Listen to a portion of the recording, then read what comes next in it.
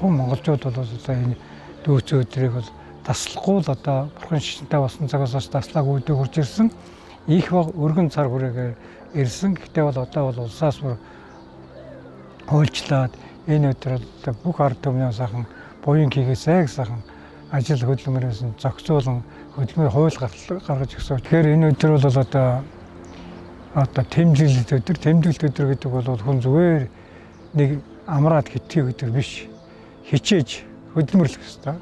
Сайн сайхны төлөө хөдөлмөрлөх ёстой. Тийм учраас энэ одоо өдрийг бол маш үр дүнтэй өнгөрөөгөөсэй л гэж хүсэж байна. Хүн болгон маш хичээх хэрэгтэй. Өвлийн эртлэн босож бурхан дахилдаа тавиад тэгээд одоо тэр өдөр бурхан бөгшийн одоо тариныг уншиж тадиата мөний маха мөний сухаг гэдэг тариныг яг олонтоо урьж зул хүжээ өргөж их болсон 6 жилийн хамаагантай амгалан жаргалтай байгаасаа тэр амгалан жаргалтай байхын угт миний хийж байгаа буюу тэр хүүхдэд зориулъя хамаагантанд зориулъя гэдэг ийм сэтгэлтэй буян гэвэл буян сайн болно.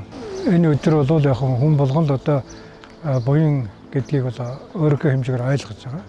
Гэхдээ бол одоо бурхан шишний хамгийн шимт буян бол сайхан сэтгэл гэж одоо багш минь өдөр болгон ялангуяа ганжуурлын үед бол багш минь өдөр болгоо гэж айлдаж байна.